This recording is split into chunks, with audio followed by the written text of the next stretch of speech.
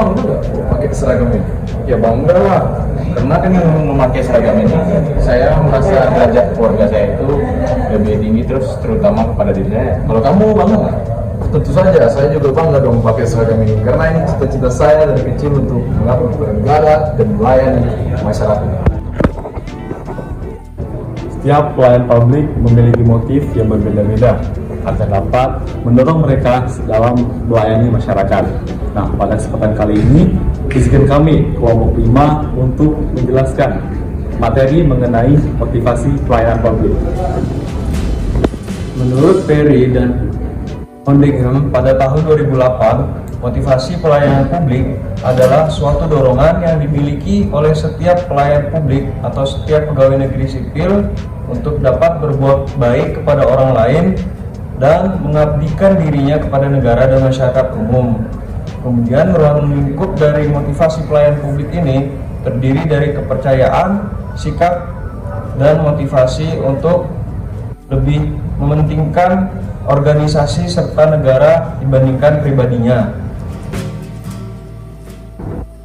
Oleh karena itu, dapat ditarik kesimpulan bahwasanya motivasi pelayanan publik merupakan dorongan yang berasal dari internal kepada pegawai sektor publik untuk memberikan pelayanan yang berkualitas kepada setiap masyarakat tanpa mengharapkan imbalan yang besar. Nah, motivasi ini didasarkan pada nilai-nilai altruisme, kepercayaan, dan orientasi kepada kepentingan publik yang lebih luas.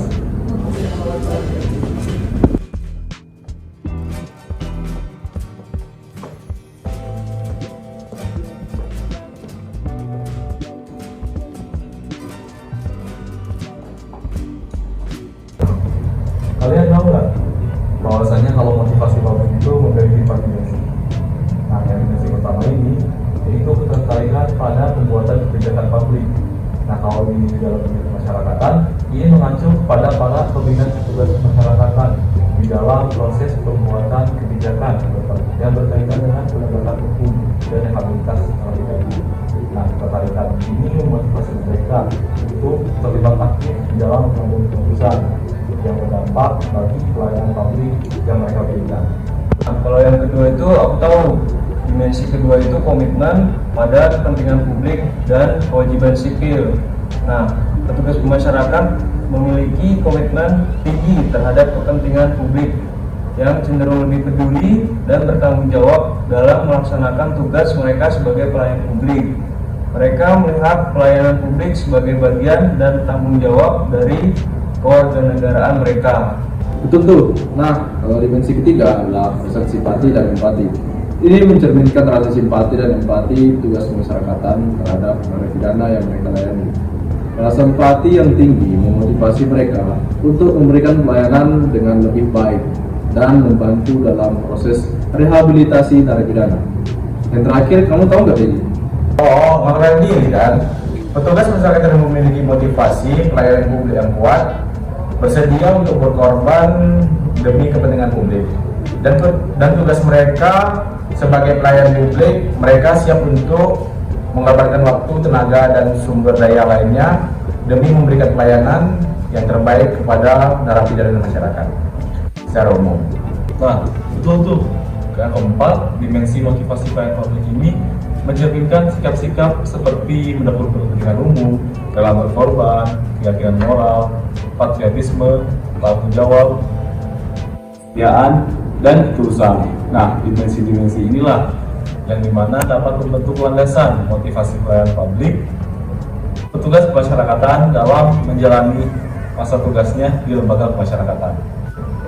Tapi kalian pernah kepikiran nggak, kenapa motivasi pelayanan publik itu penting bagi petugas kemasyarakatan? Penting dong, karena dengan memahami apa yang mendorong petugas kemasyarakatan untuk bekerja dengan baik, manajemen lembaga pemasyarakatan itu dapat merancang program dan kebijakan yang lebih efektif untuk membantu dalam merehabilitasi dan mereintegrasi narapidana ke masyarakat.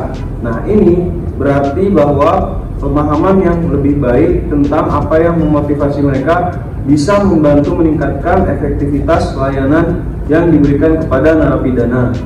Betul, mulai lebih dalam tentang motivasi pelayanan publik terhadap petugas kemasyarakatan, kita bisa lebih memahami faktor-faktor yang mendorong perilaku altruistik mereka dalam merehabilitasi para pelanggar hukum.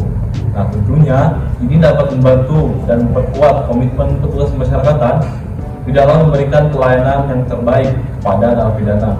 Selanjutnya, memahami motivasi pelayanan publik.